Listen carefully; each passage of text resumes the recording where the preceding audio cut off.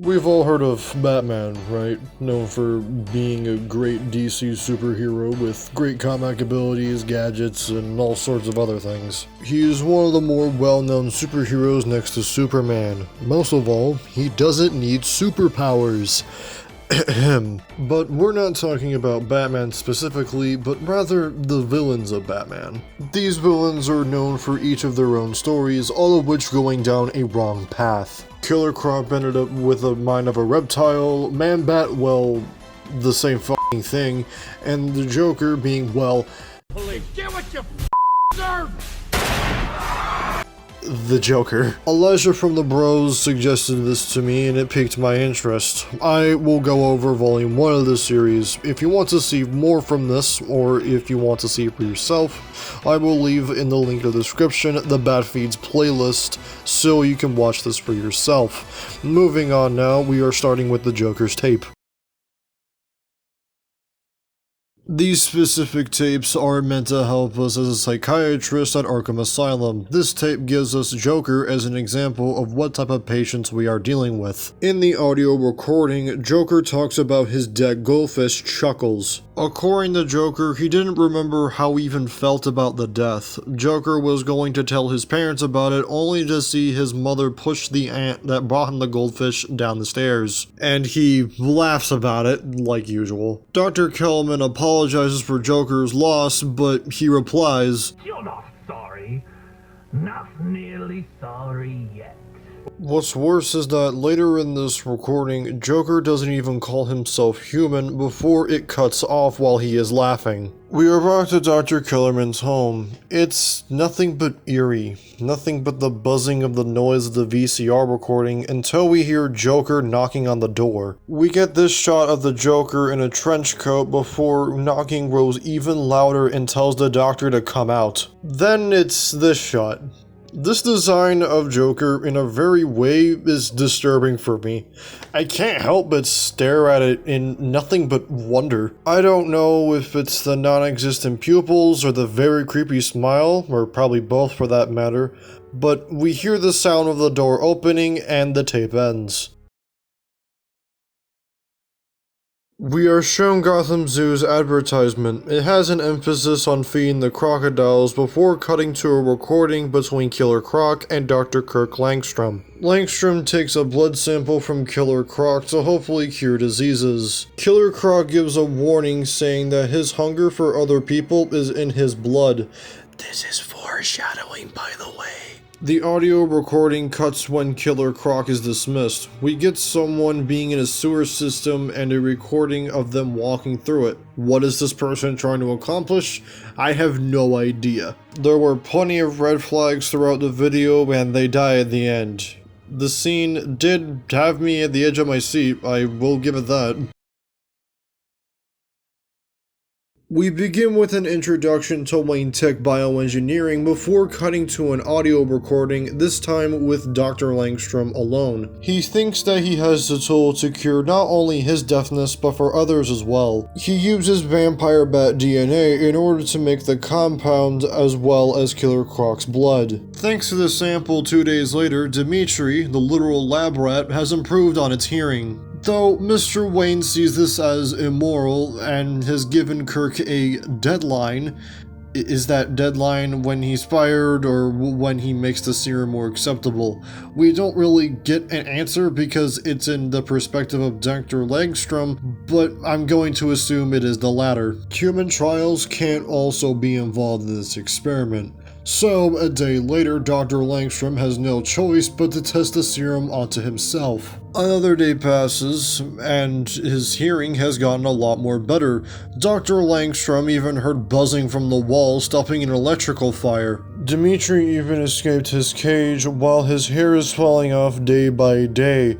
Teeth are even starting to come out. Soon enough, his hunger as well. The hunger ends up leading to the point where Kirk eats Dimitri, a whole ass rat. The hearing got nothing but sharper and sharper to the point where Kirk could hear his own heartbeat. It's at this point where he no longer recognizes himself. Until January 19th, 1993, we hear... I'll give you the scene. "I see red. I hear God. He tells me that he has forsaken me. I hunger for flesh, for blood.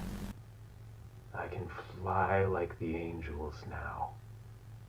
I can hear heartbeats, and their blood calls out to me. I understand now, Waylon. I can feel the hunger in my blood.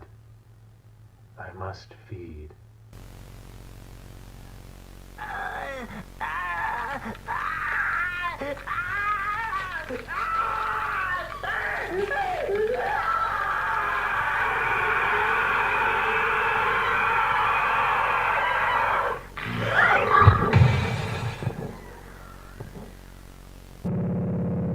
Yeah, pretty spooky shit.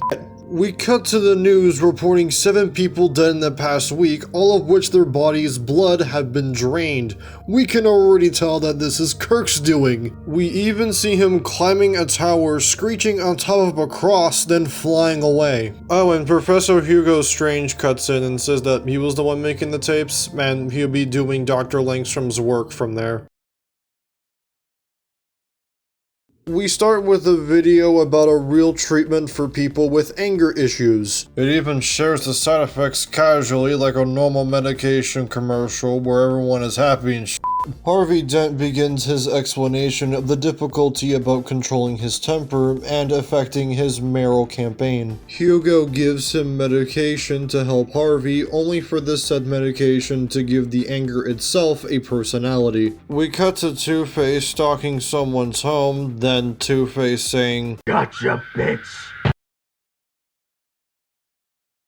We begin with guidelines when it comes to interacting with this patient. Do not antagonize, do not discuss personal topics, and make sure that there are no extra items in the room and to never open the cell. Hugo develops a formula based on Kirk's to test it on an actor who killed his cast members, Basil Carlo. As more days pass by, Basil seemingly decomposes and begins to form into the slime that makes a face and gains more strength. When it turns into more of a humanoid form, it can barely even speak, as well as try to copy Doctor Strange's facial features and his skin color.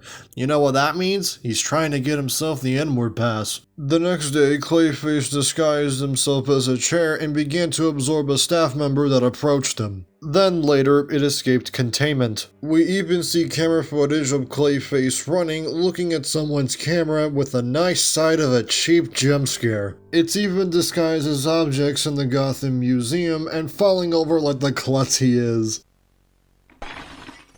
Yeah, but I don't know how to describe it. I was confused as hell when I saw that scene. We get Clayface shifting as the TV, and the tape ends.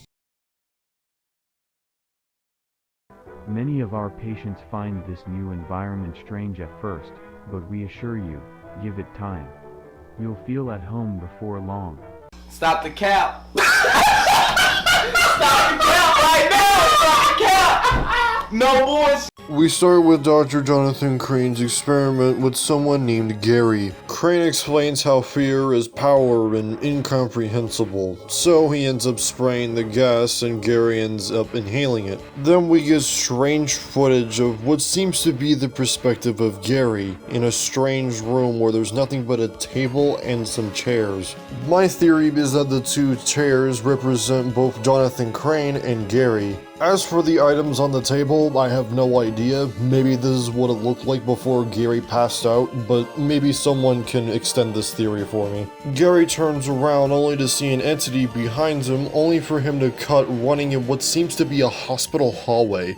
We see Gary enter a pool-like area. He fits through the very cramped hallway before encountering a spiral staircase. An entity comes out from below before cutting to Crane saying that it's all over. The news report states that Jonathan was arrested for unauthorized experiments on his patients. All the police could gather from Gary was that he was essentially sent to hell. Okay, so that's all of Volume 1. I gotta say, it's a pretty good way to introduce the villains of Batman, and it also does a really good job of how intimidating they are at the same time. The design of Joker was spot on. The description of insanity and scary really fits here. Dare I say, it's a pretty good representation of the Joker, especially in the horror setting. One huge criticism I do have specifically is that it's way too much a repeating pattern. The pattern sort of went by this.